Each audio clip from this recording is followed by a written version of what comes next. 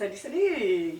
Fait que là, je vais vous montrer aujourd'hui comment vous fabriquer un costume de grandeur nature pour moins de 30 $ avec une visite dans une friperie du coin seulement, pas de machine à coudre et pour les pas très bons bricoleurs d'entre vous, donc les costumes pour débutants. Ok? C'est très simple, hein? Moi j'ai commencé les grandeurs nature il y a environ 15 ans de ça. Il y a 15 ans, on trouvait très peu de vêtements médiévaux par-ci par-là, donc les trucs que je vais vous donner, en fait, ce sont des trucs que la plupart des gens à mon époque utilisaient communément pour pouvoir faire du grandeur nature. Donc, premièrement, prenez-vous un papier et un crayon, prenez-vous des notes selon le costume que vous voudriez vous faire, ou le personnage que vous voudriez vous faire. Qu'est-ce que vous allez devoir acheter à la friperie? Il y a des friperies qui sont plus chères que d'autres d'ailleurs, je vous recommande de regarder, surtout pour la friperie du coin, celle du quartier ou du village, qui vend ses t-shirts à 25 cents le morceau, c'est l'idéal.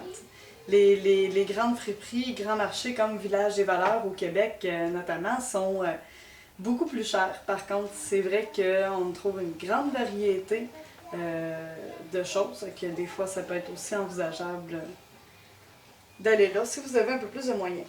La première chose à acheter, c'est un pantalon ou une jupe pour les demoiselles, donc couleur unie, si possible avec un élastique pour la taille, ça va vous permettre de mettre des vêtements chauds en dessous.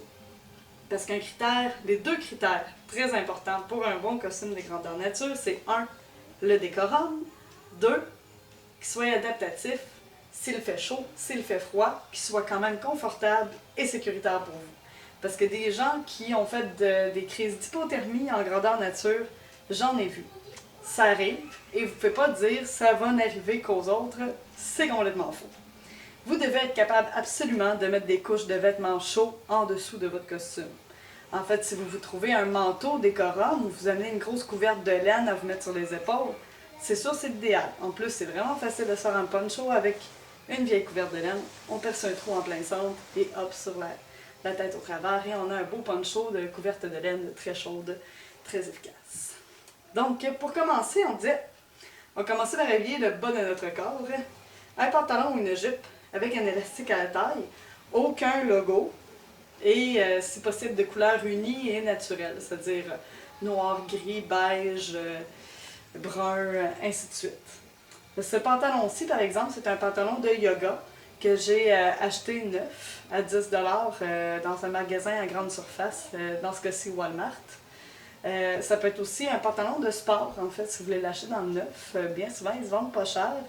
Ils n'ont pas des gros logos qui sont très faciles à cacher. Et puis, ils sont très durables et respirent très bien. En plus d'être très confortable et de pouvoir l'acheter exactement à votre taille. Deuxième chose, les bottes.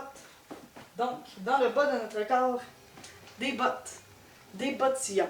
C'est l'idéal. Ceux-ci pour hommes, on voit qu'ils ont déjà servi. Ceux-ci pour femmes, à ma grandeur. Donc, eux autres sont servis, mais beaucoup moins. Des bottillons en cuir, ça se vend dans l'usager encore une fois, ça se vend aussi dans le neuf en fait. Si vous voulez avoir des bottillons qui soient sûrs, qui soient confortables et adaptés à votre grandeur sans avoir besoin de le magasiner à pu finir. Il faut aussi regarder des fois des bottes de cow-boy, ça peut se vendre, c'est très résistant, c'est hydrofuge et c'est très résistant. Donc j'en ai trouvé souvent dans l'usager aussi des bottes de cow-boy, surtout pour femmes, c'est plus facile, c'est vrai. Souvent, ils n'ont pas trop de fioritures dessus, c'est mieux. Par contre, les espadrilles. Il faut faire attention aux espadrilles. Jamais, jamais, jamais d'espadrilles blancs en GM. Même pas beige, ok? Même pas gris pâle. Si vous êtes vraiment, vraiment mal pris, vous n'avez rien d'autre, ou vous avez mouillé vos 2-3 paires de souliers, vous en êtes rendu à porter votre paire d'espadrilles. De grâce, prenez une canette de peinture, cachez les logos dessus. Et si elles ne sont pas de couleur décorum, prenez une canette de peinture et mettez-en dessus. Une paire d'espadrilles, c'est jamais beau en GN. On essaie toujours de l'éviter. Même quand elles sont brunes ou noires, on essaie de l'éviter. C'est pas beau. Mais c'est sûr que quand on est mal pris, surtout la nuit, des fois, pour courir dans le bois, ben, c'est vrai que c'est pratique. Fait que j'ai une paire d'espadrilles, quand même, que je trimballe encore dans la nature personnellement. Elles sont brunes, mais je les porte juste la nuit, pour être sûr qu'on les voit pas trop, mais c'est vrai que c'est plus sécuritaire pour courir dans les sous-bois. Donc, maintenant, on s'attaque aux choses un peu plus difficiles. Le haut, ainsi que les détails. Pour le haut, je vous recommande pour commencer de vérifier. De vérifier, c'est-à-dire s'il n'y a pas quelque chose de déjà joli et décorant. Cette chemise-ci, par exemple, je l'ai payée 2 $, puis elle est déjà jolie et décorante. Bon, il manquerait peut-être juste un petit lacet en avant, ça je vais vous montrer comment le faire. Vous pouvez toujours regarder, prenez jamais de chemise boutonnée à l'avant, parce que ça va vous demander de faire une couture pour fermer le boutonnage. Puis sinon, ben, le boutonnage n'est pas très très joli. C'est difficile à camoufler, puis c'est pas très chemise médiévale. Donc, vous pouvez quand même jeter un coup d'œil, voir s'il y a des chemises qui sont déjà jolies, qui font déjà l'affaire. Si c'est pas le cas, achetez-vous le t-shirt blanc à mon oncle. Beaucoup trop grand pour vous. Achetez-le grand, très grand. Le t-shirt blanc à mon oncle, c'est possible celui là, que mon oncle a tellement sué dedans, qu'il est rendu beige. C'est possible celui-là que la maman monoparentale, elle n'a pas le temps de trier son linge. Ça peut être moi aussi, je suis pas monoparentale, mais j'ai pas le temps de trier mon linge bien souvent. Je fous tout dans le lavabo en même temps, je le lave avec le noir, fait qu'il est rendu gris, beige, tu sais. Le t-shirt là, magané, ok? Le t-shirt là, qui est censé être blanc, mais qui est plus blanc, tu sais. Fait que ça là, c'est parfait. C'est bien souvent, il va se vendre 25 cents, là. Puis je vais vous montrer tantôt comment vous faire une belle chemise avec ça. Sinon, vous pouvez aussi acheter la variante. Le t-shirt, le gilet à manches longues. Le gilet à manches longues, là, que c'est exactement la même chose que le t-shirt, c'est juste qu'il y a des manches longues. T'sais. Encore une fois, achetez-le beaucoup trop grand pour vous.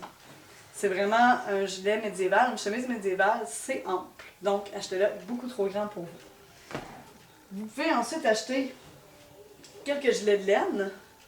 C'est possible qu'ils n'ont quand même pas de gros logo dessus. Dans ce cas-ci, j'en ai deux, un par-dessus l'autre. C'est mes gilets de laine fétiche de GN. Qui n'ont pas de gros logo, qui ne sont pas d'une couleur éclatante, parce que ça peut toujours arriver. Pendant un combat, votre chemise s'est déchirée un peu, vos costumes se sont un peu déplacés. Puis là, on voit les couches de dessous. Donc, ça arrive toujours à un moment donné qu'on va voir les couches de dessous chaudes que vous avez. Arrangez-vous pour que ce soit au moins d'une couleur à peu près neutre. C'est facile à trouver de toute façon. Fait que ça, on les modifie pas, ils sont déjà beaux comme ça. L'autre chose que, pour mesdames, je vous recommande d'acheter, c'est une camisole. Une camisole quelconque, un petit peu trop grande pour vous aussi, donc d'une couleur neutre encore une fois. Je vais vous montrer comment vous faire un faux corset avec ça. Et pour messieurs, ou pour mesdames aussi en fait, parce que tout dépendant le costume que vous voulez vous faire, ça peut être un bon achat, une simple veste de soirée comme ça. Une veste de monsieur, là. Encore une fois d'une couleur neutre, et si possible, tissu tout le tour. Il y a des vestes comme ça qu'en arrière, ils vont juste être en toile. Essayez d'en trouver une qui est juste tissu. Ça va être beaucoup mieux et beaucoup plus solide, et ça va faire plus médiéval. Maintenant que vous avez acheté ça, l'autre chose que je pourrais recommander, si vous voulez vous faire un mage ou un guerrier, vous allez avoir besoin d'un grand drap. Regardez dans la section des draps de lit. En plus, les couleurs chaudes, les couleurs naturelles sont à la mode. C'est facile à trouver. Un drap gris, beige, brun, noir. Donc, un grand drap. Et surtout, faites attention que le drap soit dans un tissu qui ne se déchire pas trop facilement. T'sais. Si possible, c'est dur à vérifier des fois, mais que le tissu n'est pas éventé. Parce que ça arrive des fois que les gens vont se débarrasser d'un drap parce qu'il est rendu qu'il déchire d'un rien. Fait que prenez-le, là, puis tirez un peu. Si moindrement qu'il y a une encoche quelque part dessus, testez l'encoche. Vous voyez, celui-là, il est plus bon. Ben, c'est pour ça que c'est lui que je prends pour vous montrer comment faire, parce que lui, je m'en servirai plus, je vais l'acheter. Comme tout ce que je vais faire aujourd'hui, je le ferai pas très bien parce que je veux juste vous le montrer. Ben, pour moi, c'est parfait. S'il y a moindrement une encoche, vous êtes capable de le déchirer aussi facilement que je viens de le faire, n'achetez pas ce drap-là. Achetez-en un autre. Donc, un drap qui ne se déchire pas trop facilement, si possible, pour pouvoir faire un tabard ou un petit par-dessus de prêtre ou de magicien. Ça peut être pratique. Dans les accessoires maintenant, selon votre personnage, vous pourriez regarder dans le coin des chapeaux. Les chapeaux, c'est quelque chose qui modifie beaucoup le visage, la tête d'une personne et donc qui fait qu'un personnage est très reconnaissable. C'est difficile des fois de distinguer un personnage d'un autre, surtout pour les animateurs dans Grandeur Nature. Et je vous recommande vraiment, vraiment d'acheter une série de chapeaux pour vos différents personnages. C'est vraiment un trait caractéristique qu'on remarque tout de suite, qui est facile à reconnaître et qui est facile à associer à un personnage. Fait que si vous voulez un beau chapeau, sinon, vous pourrez aussi, je vais vous le montrer tantôt, vous pourrez aussi mettre un bandeau autour de la tête, quelque chose comme ça, quelque chose qui englobe le visage. Ça peut être très pratique. Comme je l'ai dit, si vous faites des grandeurs nature, vous ne voulez pas avoir froid quand il fait froid, vous ne voulez pas avoir chaud quand il fait chaud, du moins le moins possible. Vous pouvez vous trouver des gants en cuir comme ça, vous voyez, sont très bien, sont très décorants. Donc, des simples gants, c'est essentiel des gants, ok? On perd beaucoup de chaleur par les mains le soir quand il fait froid. Morceaux de fourrure, des fois si vous voulez faire un personnage plus barbare, plus guerrier, la fourrure ça fait toujours bien. Il y a très souvent des manteaux de fourrure dont le col a été retiré et vendu à part. Vous pouvez regarder, des fois vous allez trouver des beaux grands cols de fourrure comme ça, qui se vendent pas très cher et qui sont très pratiques à réutiliser. Ensuite, des besaces. Allez voir dans le coin des sacoches de madame et regardez pour des sacoches en cuir couleur naturelle. Vous allez peut-être trouver exactement ce que vous avez besoin. Bon, vraiment pas cher et très pratique. Donc, des besaces comme ça, c'est vraiment pratique, c'est essentiel à avoir en grandeur nature. Un grand foulard, c'est pratique pour plein de choses, un grand foulard.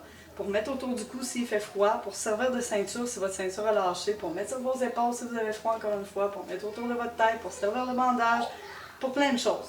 Un grand foulard, c'est vraiment pratique. Celui-là, je l'ai acheté dans un magasin à $1 ou 2. Donc, pas cher et vraiment beau, encore une fois, couleur naturelle priorisée. Et pour finir, la chose la plus importante à vous acheter, les ceintures. Une ceinture, moi je vous recommande peut-être selon votre costume ou votre goût, une ceinture beaucoup trop grande pour vous. Celle-là est en tissu, donc c'est plus facile de faire un nœud médiéval avec. Nœud médiéval que je vais vous montrer plus tard, qui peut être très joli pour accompagner un costume. Et ceinture qui vous fait, qui vous fait bien à la taille, sur laquelle vous allez pouvoir accrocher une petite bourse que je vais vous montrer tantôt avec un bout de tissu, comment faire une, où vous allez pouvoir accrocher votre épée. Encore une fois, je vais vous montrer tantôt comment vous faire un léger fourreau facile, rapide et simple pour que vous puissiez accrocher votre épée, autre façon qu'en la glissant au travers de votre ceinture tout simplement. Donc une ceinture, la ceinture vous allez voir qu'elle est essentielle pour tout. Finalement, des choses que vous pourriez avoir besoin juste pour le bricolage, de la corde, des ciseaux. Vous pouvez aussi aller acheter des lacets de cuir. Ça se vend à peu près n'importe où ce qu'ils vendent des souliers de travail. Ils vont vendre aussi généralement des lacets de cuir pour lasser les souliers de travail. Ça se vend pas cher et c'est facile à trouver. Et enfin, vous pouvez vous acheter des fois dans les friperies des petites décorations, des bijoux, des choses reconnaissables, des choses caractéristiques qui vont agrémenter votre costume et ajouter un peu à ce dernier. Donc, vous voyez comme la ceinture qui est ici, que je me suis accrochée un petit capteur de rêve, des bijoux, des crocs que j'ai trouvés un peu partout. Vous pouvez trouver aussi un collier, des choses comme ça. Donc, très facile et efficace. Une fois que votre magasinage est fait, il vous reste à agencer votre costume. Donc, vous allez avoir votre pantalon ou votre jupe déjà décorante, vos souliers déjà décorants, à moins d'avoir un logo à cacher. Par exemple, vous allez voir que sur les bottes à mon conjoint, il y avait un logo ici. Donc, on l'a juste peinturé, tout simplement. Il commence à réapparaître un peu, donc il va falloir que je redonne un petit coup de peinture. C'est déjà pas pire, ça fait 3 ans que je l'ai faite. Avec la peinture, j'ai tout simplement utilisé de la peinture acrylique. Vous pourriez utiliser de la peinture en spray, ça ferait tout aussi bien. Une fois que vous avez votre bas décorant, la chose importante, je pense, c'est la chemise médiévale. Donc, avec votre t-shirt ou votre gilet à manches longues, c'est le même principe pour les deux.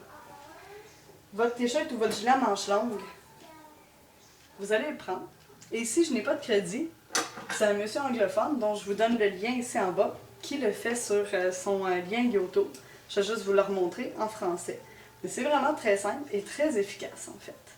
Donc, on va prendre le gilet et on va couper le col parce que le col est fait avec une sorte d'élastique qui est vraiment pas très joli.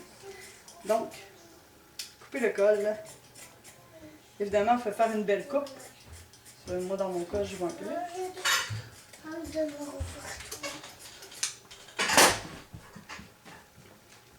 Ensuite, même chose avec les bouts de manche. Donc, on ne veut pas voir les coutures d'usine nulle part, tout simplement. En plus, ça va enlever un peu l'effet de t-shirt de votre chemise médiévale. Question que ça ait l'air d'une chemise médiévale. Et si c'est une chemise à manches longues, ça va être la même chose. Vous allez couper les bouts de manches. Vous pouvez aussi ajuster comme ça les manches s'ils sont beaucoup trop longues pour vous, ce qui risque fort d'être le cas si vous avez écouté mes conseils. Et enfin, le bas du t-shirt. La même chose. On va couper toute la couture. On ne veut pas voir les coutures d'usine. Puis en plus, ces bandes de tissu-là pourraient vous servir. Je vais vous montrer tantôt des petits trucs que vous pouvez faire avec, qui sont très jolis et très faciles.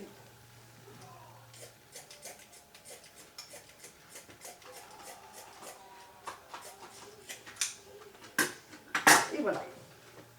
Maintenant que c'est fait, pour les demoiselles, hein, vous pouvez couper le col un petit peu plus grand, là, si vous voulez avoir un peu plus décolleté. Maintenant que c'est fait, vous allez plier votre chemise en deux, question de faire une coupe droite, et fendre en avant. Je vous dirais un bon 10 cm, un bon 3 pouces et demi. Et ensuite, une fois que c'est fait, donc vous avez un gilet bien fendu en avant. Vous allez prendre les deux côtés et faire des petits trous. Donc, on va faire des petits trous avec une distance d'à peu près 1 pouce entre chaque. Là. Donc, 3 cm relativement. De toute façon, ça n'a pas besoin d'être parfait. C'est une chemise de base qu'on se fait, pas une chemise de noble. Avec une chemise de noble, ça va peut-être vous prendre une machine à coudre et un peu plus de pratique.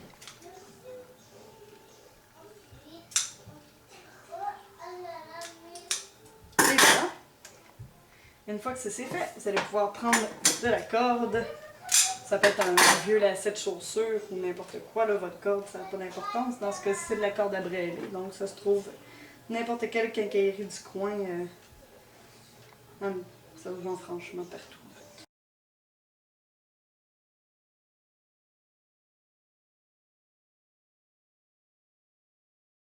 Une fois que c'est fait, on va faire une petite boucle. Pas besoin de serrer vos cordes d'ailleurs. En réalité, le lacet ne tient rien, c'est pas grave. Et vous allez avoir votre chemise de base, qu'elle soit à manches longues ou à manches courtes.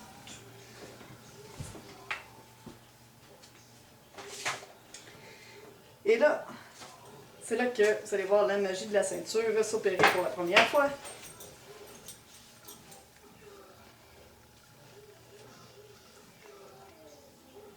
Donc, on attache la ceinture.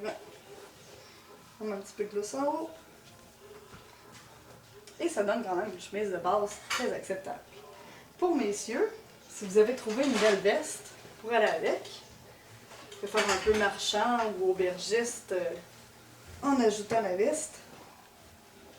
Vous pouvez essayer de faire des tests, voir la veste par-dessus la chemise. Pour mesdames aussi, la veste peut faire quelque chose de très joli si vous mettez la ceinture par-dessus pour cintrer un peu. Donc, une veste, la ceinture par-dessus. Et voilà, maintenant, je suis une charmante aubergiste. Encore une fois, donc, les variantes possibles. Avec le petit chapeau, ça fait joli tout plein. Maintenant, je pourrais être une marchande ou un apothicaire.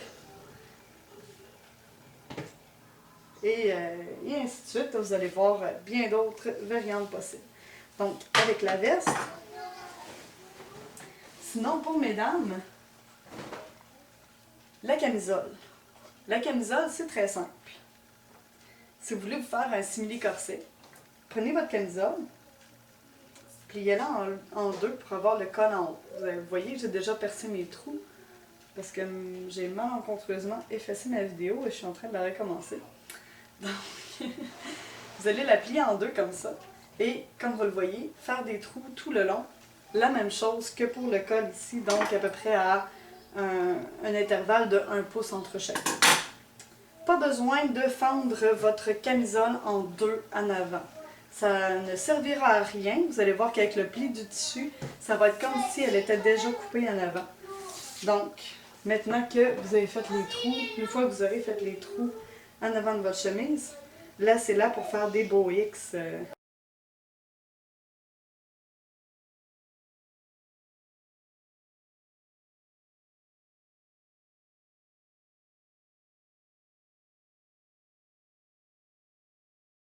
Pour mesdames, comme je le disais, votre chemise, vous pouvez la faire un peu plus décolletée. Question que ce soit un peu plus fille. Je dis pas ça souvent.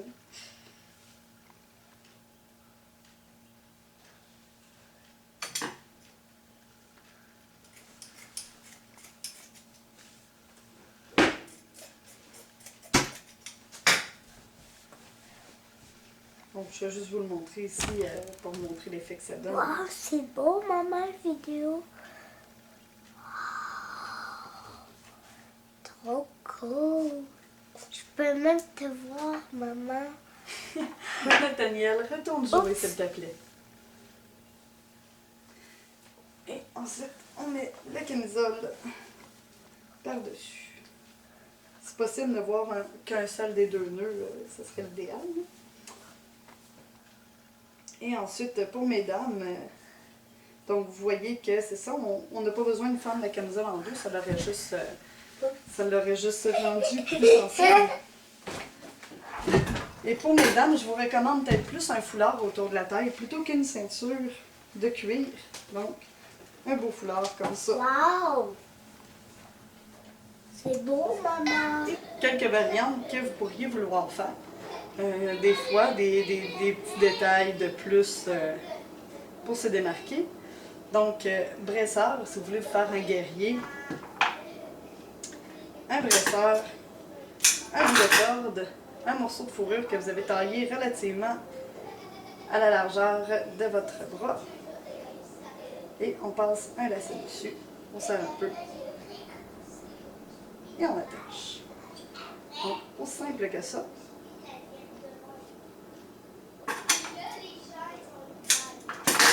Hein? Et voilà, ça fait déjà quelque chose de bien. Il vous arrive à la cheville ou au genou. En fait, à la cheville, c'est peut-être mieux pas, vous allez vous enfarger dedans. Idéalement, il vous arrive à la hauteur des genoux ou de la mi-jambe, même une fois plié en deux.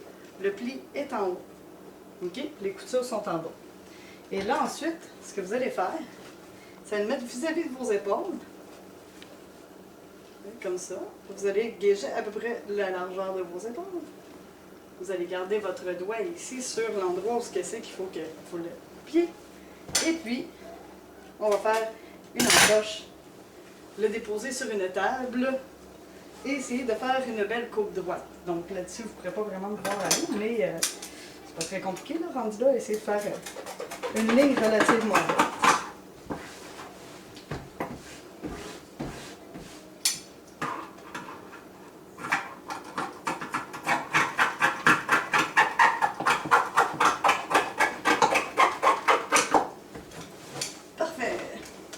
Une fois que c'est fait, donc, vous allez faire un trou pour votre tête. On va simplement couper comme un demi-nœud, à peu près au centre. D'ailleurs, si vous n'êtes pas sûr de votre centre, encore une fois, repliez-le en deux. Et puis, comme ça, vous allez pouvoir faire juste un coin que vous allez couper. Une fois que ça c'est fait, je vais enlever ma belle ceinture de fourrure. Vous avez un beau tabac.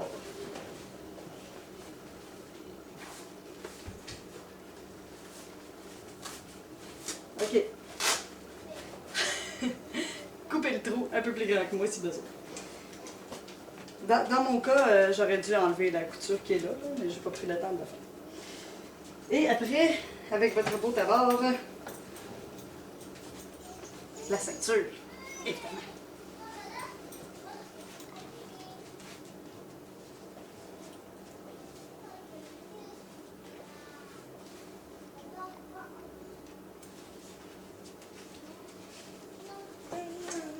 Et voilà, je suis un guerrier. Donc, vous pouvez même ajouter votre belle ceinture de fourrure. Ça fait encore mieux. Si vous en trouvez une de ce genre. Hein, regardez comment c'est beau. Puis après ça, vous pouvez même mettre comme des gants juste pour avoir l'air encore plus badass. Puis là, en plus, si vous êtes barriqué avec des gros muscles, là. Arr! OK? Donc, un beau costume de guerrier de base, ça peut ressembler à ça. Un autre petit détail que je pourrais vous dire de faire, c'est avec un beau lacet de cuir, là, vous pouvez faire juste un tour de tête comme ça. Ou bien vous pouvez prendre 3 lacets, les tresser ensemble, ça fait encore plus joli.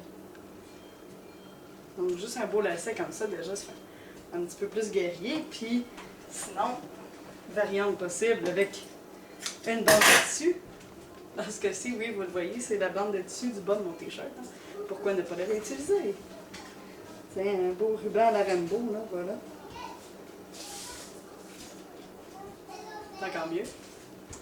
Ou avec votre beau ruban, vous pouvez aussi vous faire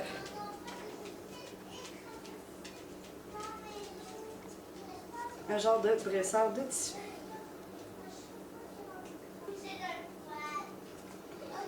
Hein? Ça fait viril, ça? Hein? Non? Ben là, ce serait peut-être mieux avec les bresseurs de la même sorte des deux côtés, là, mais ça ressemble à ça. Fait que là, ben, maintenant que je vous ai montré quelques variantes, avec la petite veste, avec le corset, avec le tabard fait maison, etc., je peux vous montrer peut-être une autre variante. Pour les gens qui voudraient se faire des magiciens, une façon très très simple de faire quelque chose de joli. Faites-vous un tabard, exactement comme je viens de le montrer, mais fendez-le sur un des deux devant. Ben, un des deux devant.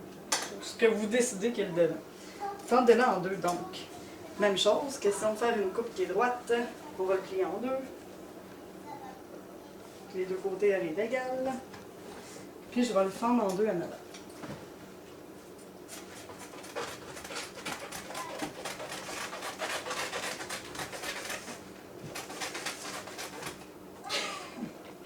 Casse-toi, chat. Puis là, ben, si je vais me faire un magicien, je vais peut-être pas garder les faux bresseurs parce que ça fait pas très très magicien.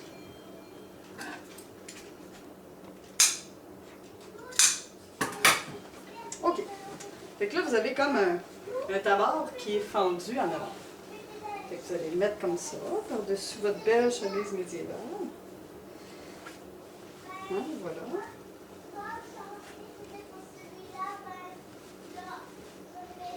Et puis, ça vous donne une simili-toge. Je sais pas pourquoi, moi, les magiciens, je les imagine toujours avec des cheveux lousses. Puis là, ben, vous pouvez prendre votre grand foulard ou toute autre bande de tissu, en fait. Vous pouvez même reprendre la bande de tissu qui est là. Plutôt que de mettre une ceinture de cuir, je vous recommande du tissu. Je fais plus mal, je sais pas. Ça fait bien.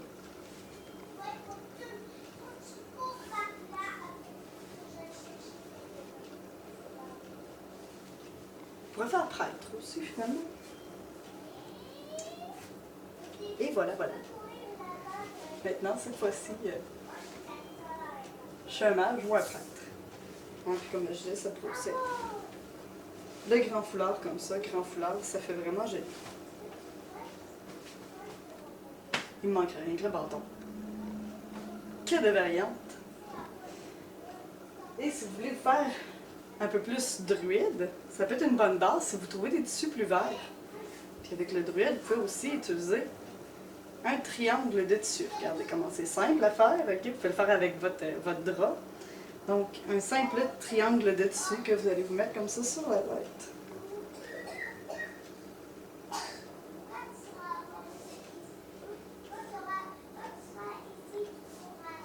Et voilà, j'ai un tout autre que ça. Donc, je vous ai promis aussi de vous montrer comment faire le nœud médiéval. Si vous avez une ceinture très longue et que vous pouvez faire une belle variante. Donc, c'est très simple. Pour ça, d'ailleurs, c'est ça, une ceinture de tissu comme ça ou de cuir très souple, c'est l'idéal. Ma ceinture fétiche que voici est en cuir très épais. C'est pas pratique tellement pour faire un nœud médiéval. Donc, on passe la ceinture dans la boucle. On la serre autour de la taille. Et au lieu de mettre la pinouche comme on devrait, on met la ceinture par en bas, passer les doigts en dessous, passer la ceinture derrière. Et là, ça fait un rond ici. On va repasser la ceinture dans le rond. Puis évidemment, mettez-le pas comme ça, c'est un peu louche. Envoyez-le plus de côté. Ça va être beaucoup mieux. Et voilà, ceinture avec nœud médiéval. Ça fait joli. Plus qu'elle est longue, plus c'est joli. Donc, on disait pour une bourse, vous allez découper un grand carré. Ah, il est très carré, mon carré. Puis après ça, vous allez le couper, vous allez le plier 2 fois comme ça pour avoir votre coin du centre. Et vous allez me faire un rond à peu près avec ça.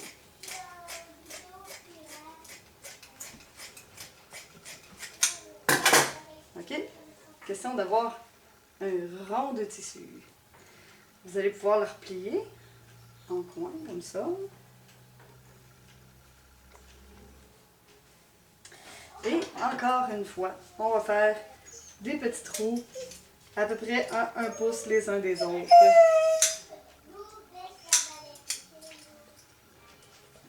Et pas trop proche du bord, hein?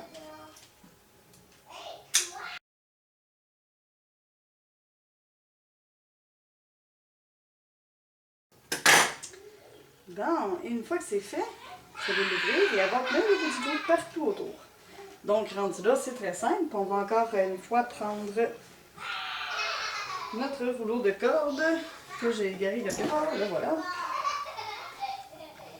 Et passer avec les trous d'avant-arrière, avant-arrière, avant-arrière, avant-arrière. Jusqu'à ce que vous ayez fait le tour complet.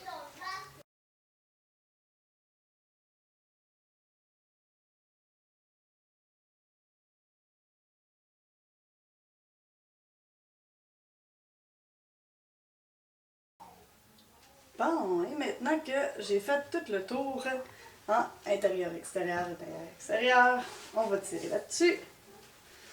Et voilà, j'ai une petite bourse dans laquelle je vais pouvoir mettre les choses.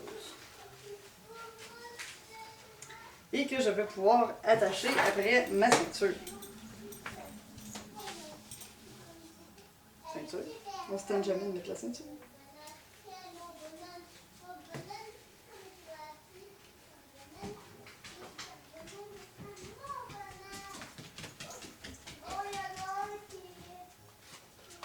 Et voilà, voilà. Petite bourse. C'est aussi simple que ça.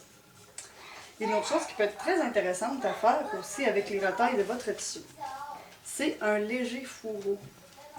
C'est-à-dire qu'on ne sait jamais comment fixer nos épées après nous autres pendant les grandeurs nature. Donc, si vous prenez un retail quelconque, là, une bande de tissu comme ça, puis vous faites un nœud d'un bord. En réalité, le mien est un petit peu court, faites-le plus long que moi. Parce que j'ai rien ramassé celui du bord. Et un nœud de l'autre bord.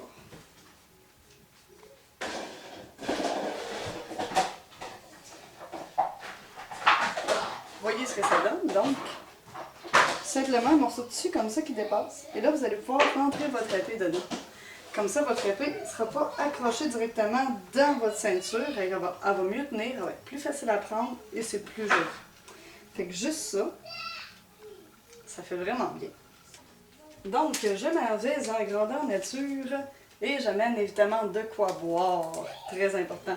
De quoi s'hydrater. S'hydrater souvent et beaucoup. Pour ça,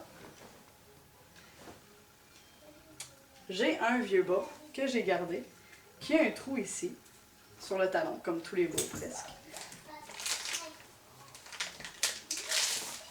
Ah, la même chose peut être faite avec à peu près n'importe quoi. Et voilà, hein, le trou du talon, elle donne exactement au bon endroit. Puis là, ben, je vais pouvoir couper l'excédent. Dans le fond, la partie qui est élastique de mon bas, la partie qui est moins belle. Fait que là, ben, comme ça, j'ai une bouteille d'eau décollante. Fait que déjà, ben, c'est beaucoup plus beau à trimballer ça en grandeur nature, dans le bois, que juste la bouteille de Gatorade à nu. C'est vraiment pas beau. Personne n'aime ça voir quelqu'un boire son Red Bull en plein milieu d'un géant. T'sais. Si déjà il y a un bas dessus, c'est beaucoup plus facile de l'ignorer. Fait que sur ces belles leçons, je vous souhaite un bon géant.